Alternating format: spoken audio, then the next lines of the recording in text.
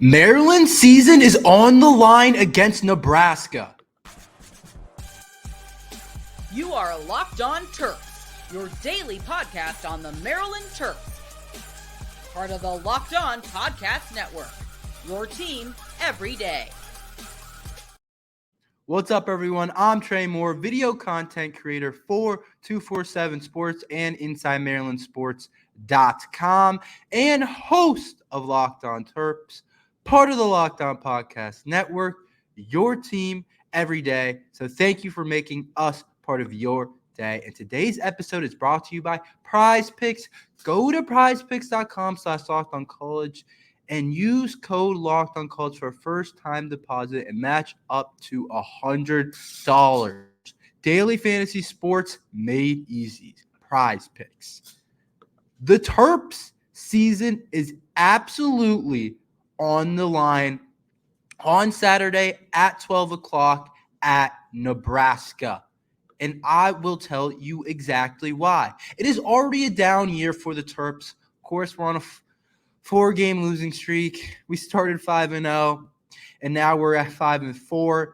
The tables have legitimately completely turned, and how everyone views this season. We were climbing the mountain, and now we're just going steeply down the mountain, falling down the mountain. But can we kind of level it up? Can we level it out this weekend against Nebraska? And maybe we don't climb back up completely, but are we able to start climbing the mountain a little bit more? But clearly it's a down year from what we expect from Coach Locksley, especially even after last year. We expected to improve from last year because we thought this was Coach Locksley's best team yet. A bunch of people said that. I said that. But so far it's a down year.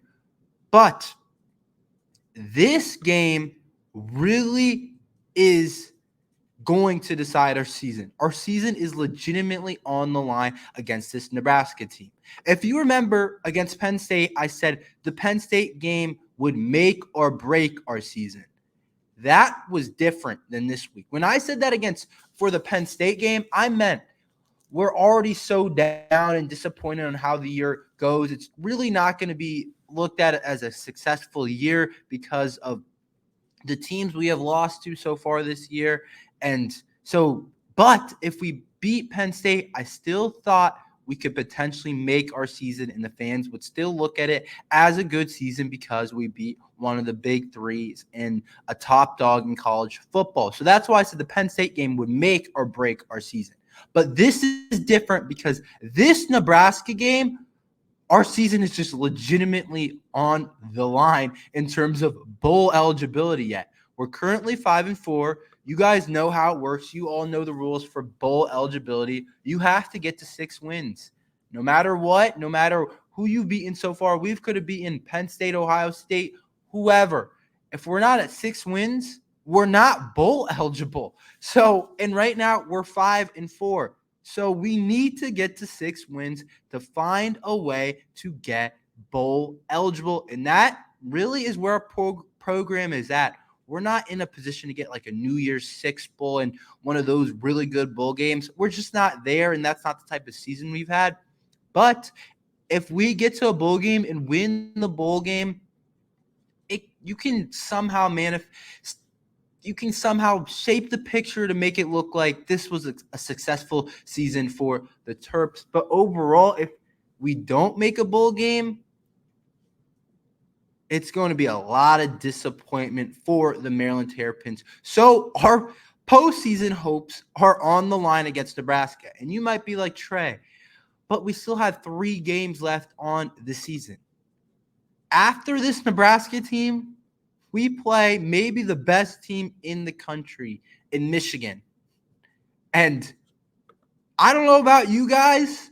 I don't know how you view the Maryland program right now, but we currently are not beating Michigan. I don't want to say never, but the way things are going, the way things are positioned right now, I don't really see us competing with Michigan. And that's just my honest truth. We've lost 4 straight, like I said. Northwestern was able to score on us. Illinois was able to score on us.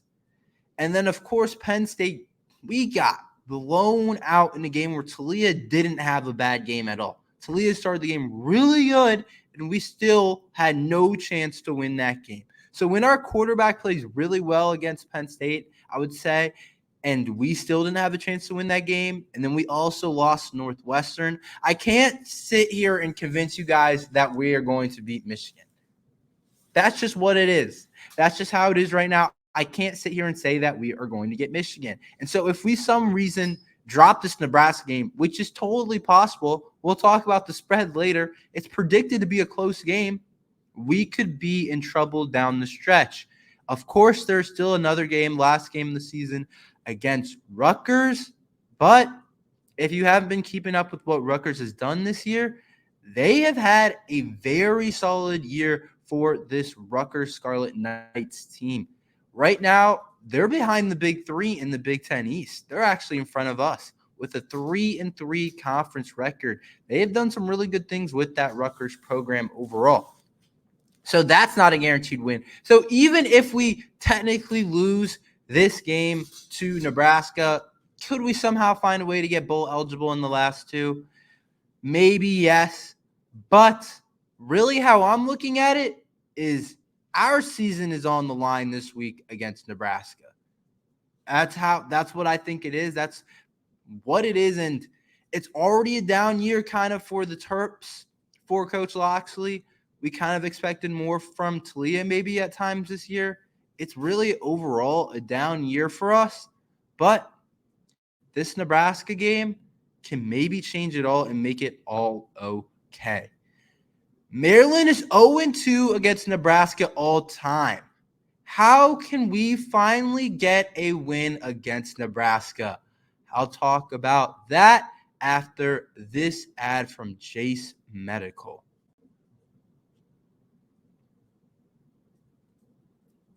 We spend a lot of time talking together, you and I. We get fired up together on wins and losses, who starts and who sits, and I'm thankful for that connection we have. And today, I want our chat to be a little bit more personal. I just learned that you can get a 1-year supply on ED medications. You realize what that means? Bring on extended travel. Bring on the next natural disaster or supply chain issue. You are covered, my friend. You don't have to worry about whether you can get a refill or not get a refill on Viagra or any type of prescription. And this is possible because our friends at Jace Medical. Go online right now at jacemedical.com to receive your 12-month supply on your daily medication. Remember to use promo code LOCKEDON at checkout for a discount as well. A verified customer had this to say about Jace. I'm thankful for this service. Supply chain issues caused me to cut pills and have to have it. I ordered most of my daily meds with the year's supply. I also ordered antibiotic kit. I feel secure now. Prices are lower than normal pharmacies. I highly recommend this for everyone.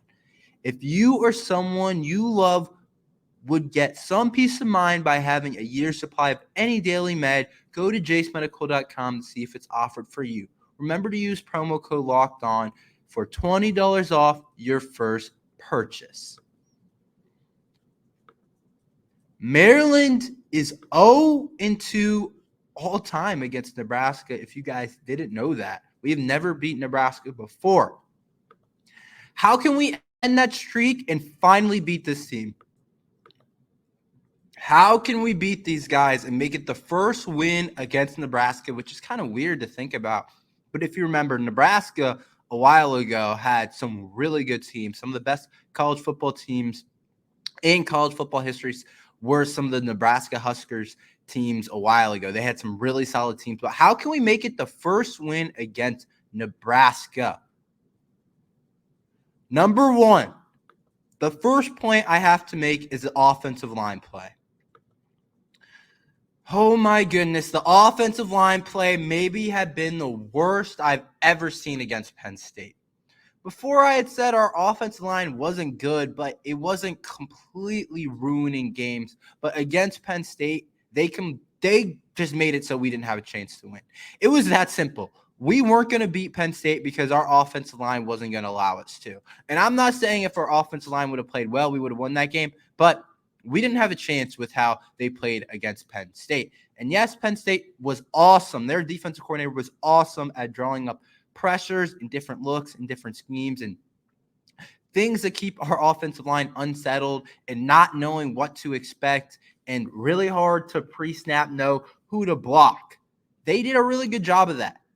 But at the end of the day, it was still one of the worst games I've seen an offensive line play, and the numbers back that up. I'm sure you guys didn't forget about last week's rushing performance, where we rushed for negative 40 rushing yards and allowed Talia to be sacked 6 times. He was under pressure the entire day against that Penn State team, and somehow, some way, he was still finding a way to complete 17 straight completions to start the game and to finish with a solid game, in my opinion. You guys might look at the turnover that he had and be like, Talia played terrible or whatever. No. I got some comments on this that he played bad against Penn State. He played awesome against Penn State because with the amount of pressure that our offensive line was giving up and the quality of that Penn State defense, for him to start the way he did and play the whole entire day and try and keep us in the game, I think he deserves our props to say he had a very good game. But if Nebraska is able to just get that much pressure, which I don't think Nebraska is as good as Penn State on defense, but don't get me wrong, Nebraska has some really good players along their defense, and that unit on their defensive side is very solid. But if our offensive line play can just get to average, I'm not even asking for good. I'm asking for average because I'm trying to be realistic with how we can win the game. I'm not going to sit here and say we throw the ball well, we run the ball well, we block well, we get turnovers, the defense stops the run, the defense stops the pass. That's unrealistic. I'm saying, can we get average, middle of the ground on a scale of 1 to 10, maybe a 6 on the offensive line play? I'm not asking them to not allow a sack the entire day or a pressure the entire day or make big gaps in the run game the whole entire game. But I'm asking, can we rush for above negative 40 yards against Nebraska? And a big part of that was some of the sack numbers that we had, but the sack numbers came from the pressure that the offensive line was giving up. So the run blocking was terrible last week. Terrible.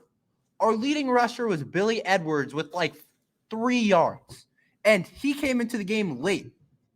So our offensive line play has to play at least average to allow our offense to actually do something, because we couldn't pick up a 4th and 1. We couldn't pick up a 3rd and 1. Talia did an awesome job of getting us into 3rd and shorts, 4th and shorts. Did a really good job at that, and that's what you want to do against a Penn State team. You want to have it on 3rd and manageable so that their pass rushers can't just come flying in. And we literally couldn't block them well enough to be able to convert very many of those. So I'm looking at the offensive line play. That's number one thing that we have to do to beat this Nebraska team. Don't let Nebraska's defense beat us. That's my second thing. In other words, our offense needs to score. Because if we look at this Nebraska team, they like to play muck it up kind of a defensive battle kind of football. Nothing wrong with that style of football. If you look at some of their scores from this year, 10-13 against Minnesota, 17-9 against Northwestern, 17-20 against Michigan. They like to play a defensive positional battle type of game. And that's not really what Maryland wants to do. Obviously, we want to get stops on defense, and obviously we want to score the ball. That's kind of the obvious goal of football. But just in terms of styles, Nebraska wants to just muck it up, and I don't want Maryland to play in that style of game because Maryland's not good at that style of game. We're not good in a defensive battle. I don't like us in that type of position, and I don't think it has to be that type of game. I think styles make fights, and it's important for Maryland to win the style battle because something is probably going to have to give. It's either going to be a low-scoring defensive type of battle, which I haven't seen much of from the Maryland Terrapins, or it's going to be more of a high-scoring volume type of game.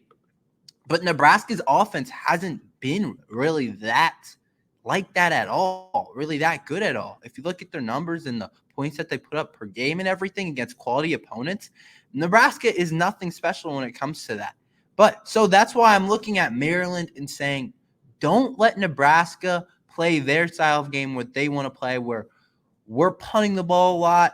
We're playing that muck-up kind of football. We're undisciplined. We continue to have penalties and get to third and longs, or we're not converting third and shorts. Make sure you convert on third down and don't let it become a positional battle game because they're comfortable in that type of game. We like to throw the ball all over the place and throw the ball 40 times a game and put up 35 points. Nebraska, they want to play a more low-key type of game, run the ball here, run the ball, maybe take a pass there. They don't want to just play a shootout type of game. So make the style of game into the style of game that you're better at, Maryland. Put up points. Find a way to score early because that's the way to go. Find a way to score early and make Nebraska play from behind. That's what I was searching for. If we make Nebraska play from behind, I think we're set up perfectly for this game. So a fast start is going to be imperative. I didn't even think about that before the podcast. I was just more thinking about don't play their style of game. But now talking about it, a fast start would be perfect. They want to play with the lead and when it's kind of an even game. They don't want to play behind. We can play some behind, but we'd rather get out in front against this team. Get out in front because they don't want to play behind because their offense is really not that special and really not that explosive. Talia needs to play like last week when he went 17 for 17 and tied the college football record for this season in terms of straight completions. He needs to play like that type of game. If we get elite Talia, and like I said, get out to that fast start, if Talia starts fast, then I think we can win the game. If Talia is able to start fast and if Talia has a good game. I think we win if Talia has a very good game, and I expect him to have a really good game. And maybe my last key, but a really important run, their quarterback loves the run game. He is a running quarterback, and he runs a lot. Their QB, Henry Harburg, pulls the ball a ton and leads their team in rushing attempts. 118 carries for 477 yards. This guy can run. We cannot let him beat us with his legs on third down or fourth down or second, whatever down it is. Don't let this guy beat us with his legs, specifically on third down. Don't let him extend the drives with his legs. Because in terms of the passing game, he's nothing special. He's 7 touchdowns to 6 interceptions. He's not going to go throw the ball all over the place. We don't have to worry about that. I'm looking at him and saying, if we stop his run game, I think they're going to have trouble scoring, which they've had most of the year. And if we allow the run game to get going, they can probably do some stuff to our defense. I wouldn't be surprised. So stop the quarterback run game. He's their leading rusher. That's what they want to do. They want to pull it with him. Even when in passing situations, he can still pull the ball. So this is the point that I want to make about that. I think our defense needs to run more zone than man. And if we run man, I'd love to have a spy of some sort or eyes on the quarterback somewhere because that guy will pull it and run and really ruin your defensive gameplay. So if they want to run, if they want to come out and do a lot of quarterback run stuff, run zone so we have eyes on the quarterback or run some type of spy. And then also really important is that our pass rushers stay in their rush lanes, keep contained. You can't just rush any way you want against a guy like this. You can't do it because he'll get outside the pocket and rush for 5-6 yards. His log for the year is a 72-yard run. He's a 72-yard run. You don't just do that if you're not a running quarterback. You can't. You'll get caught. So stopping the quarterback run game is definitely a key to winning this game. Who wins this game? What's the score? Do the Terps cover the spread? We'll talk about that after this ad from PrizePicks. Testing my skills on PrizePicks this football season is the most exciting way to play daily fantasy sports. If you have the skills, you can turn $10 into $250 with just a few taps. PrizePicks is the largest independently owned daily fantasy sports platform in North America. We're the easiest and most exciting way to play daily fantasy sports. It's just you against the numbers. Instead of battling thousands of other players, including pros and sharks, you pick more than or less than on 2 to 6 player stat projections and watch the winnings roll in. Go to prizepicks.com/lockedoncollege and use code lockedoncollege for a first-time deposit.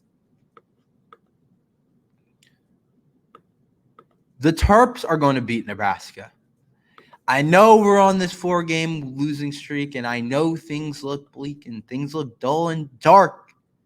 But the Terps, I think, win this game.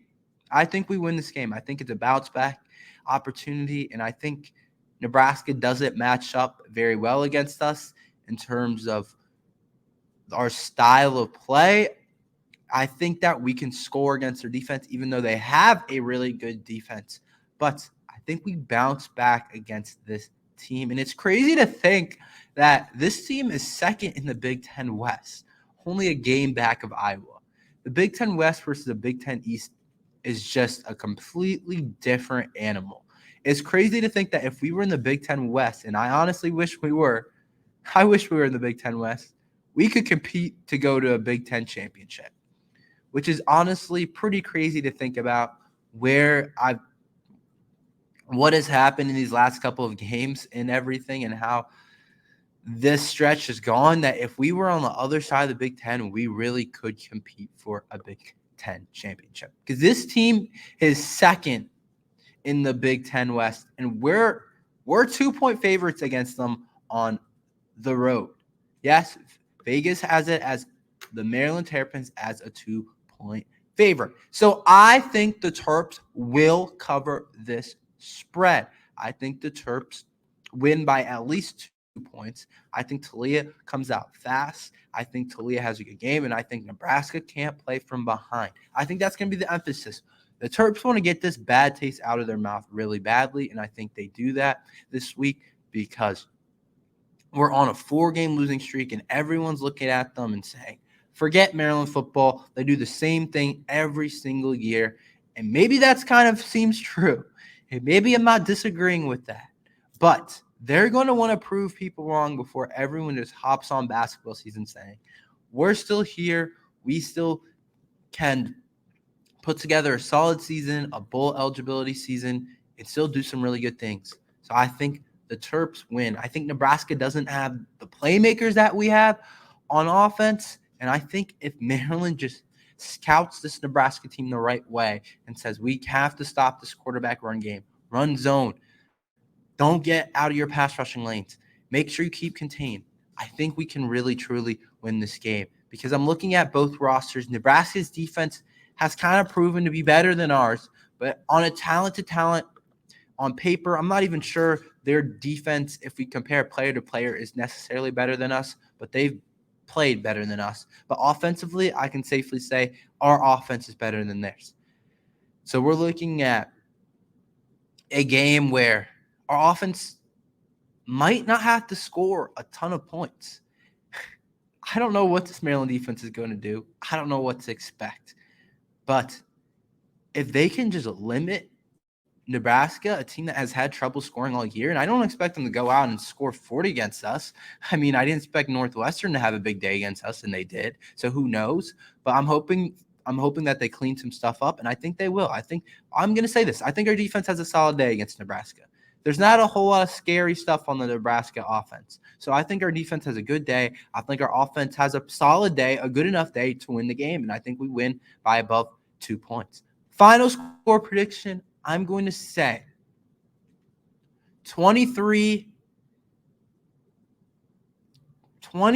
to 18. Or I'll say 23 to 20. Close game.